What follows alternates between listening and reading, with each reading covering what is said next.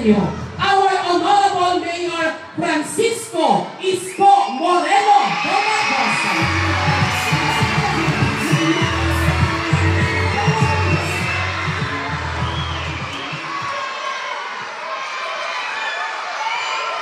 Hi.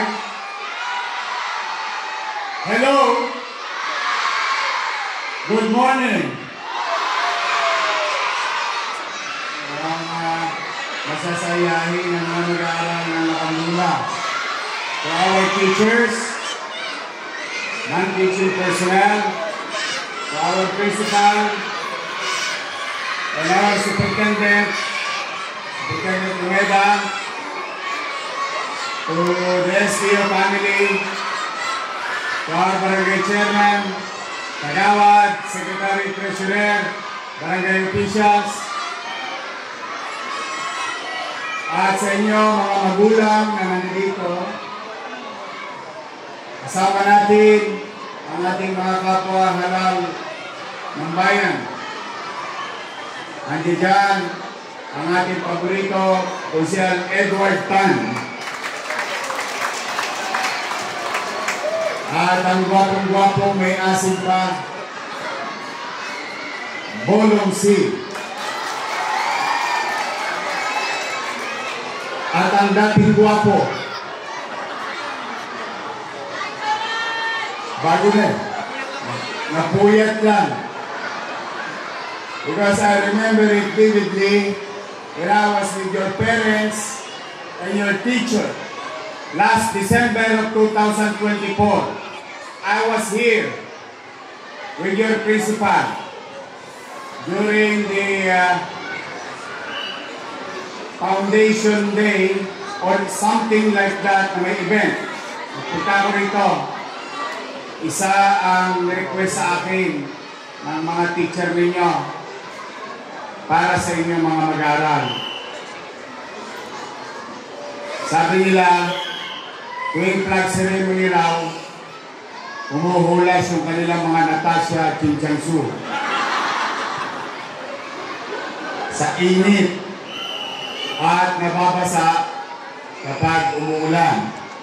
At kapag may activities, ay talagang limitado yung oras.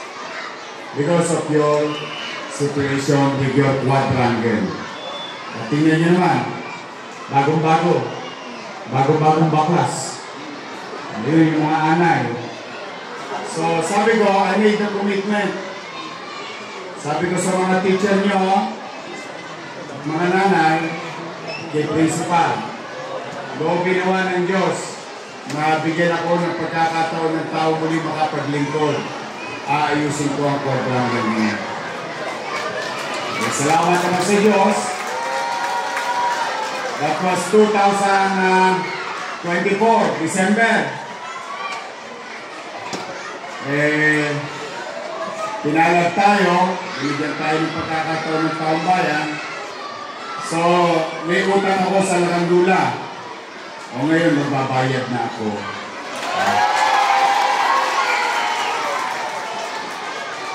We're gonna develop your stage, your roofing, so that it will be convenient for our students and our activities. And your community leaders will be happy enough to send their apos, anak, dito sa Larandula. Na isang maayos at maging manuwalas ang inyong program. Pero ito yun. We will make sure yari si Engineer Andres pag hindi nangyari ito. Nandito si Engineer Andres. We'll make sure that your next Christmas party umulat bumagyo tuloy sa quadrangle kasi libutong na ngayon.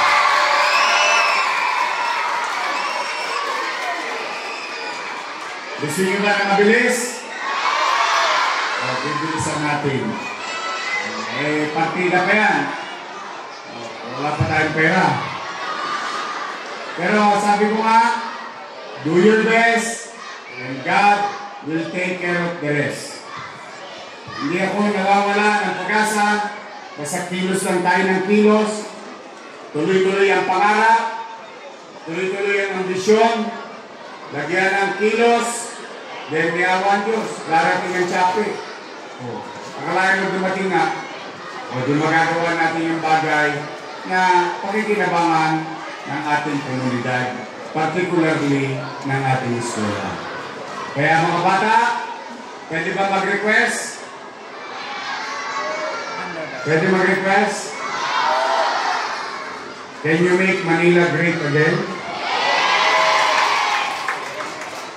Alam niyo kung paano? Mag-aral kayo maigi. Pwede ba? Walang grade na di panakol, ha? Kailangan lahat, minimum, Pilipik. Ha? Kailangan line of 8 lagi. Pwede? Kaya nyo? I think kaya nyo. Dahil sa, alam niyo, yung mga magulang ninyo, maaaring wala sa bahay nyo ngayon.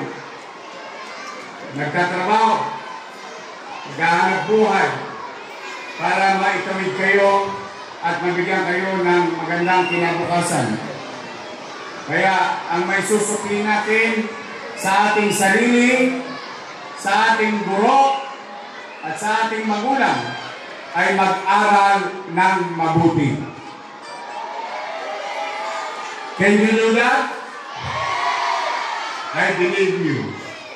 So, ngayon, birthday ko.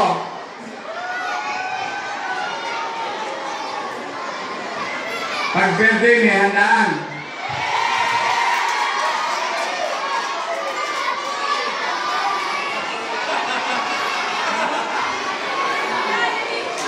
Bubulong sa akin si Awi Siya.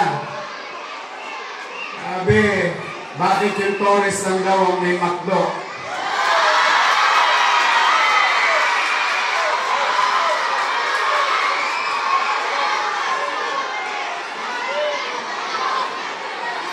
Anong gusto niyo sa makdo?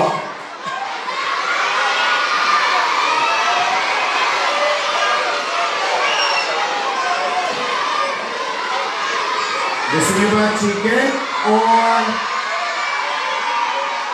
Big Mac?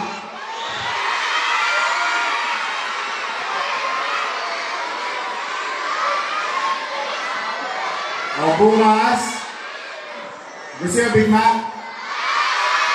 Mga kinder, gusto niyo spaghetti or Big Mac?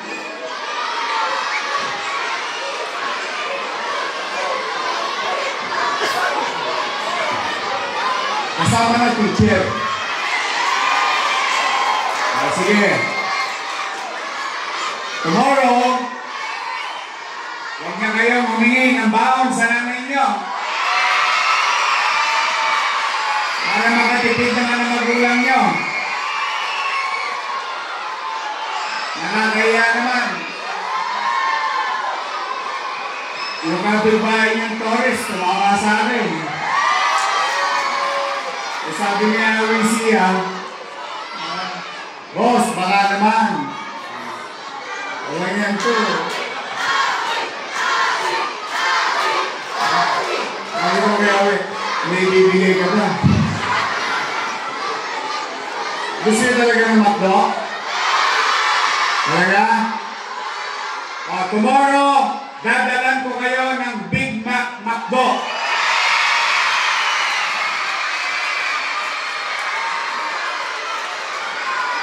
May burger ka sa akin!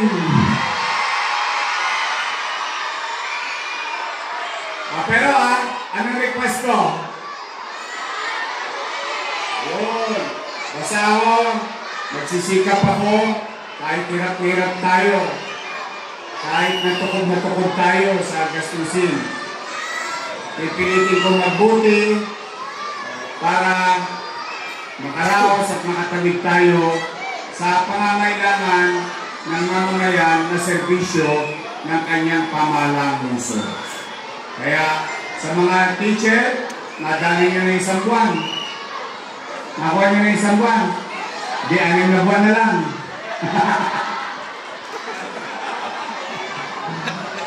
Dami ko bang utang sa inyo? Basta, lang. Kahit lang. Unti-unti. Pero masaya ako na unti-unti ko nababayaran yung ginawa ng nakaraan na obligasyon sa inyo. At yawan Diyos, unti-unti lang makakatawid din tayo. So sa mga teacher, huwag kayong mawawalan ng pag-asa, ha? At sikapin ninyo, which I believe in you, sikapin ninyo na maging mahusay ang inyong mag-aaral. Why? You have to continue to believe to your students because one of many will be here. Your students will be the next mayor of the city of Manila.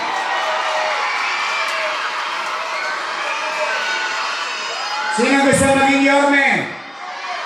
Sino maging isang doktor? Abogado? Engineer?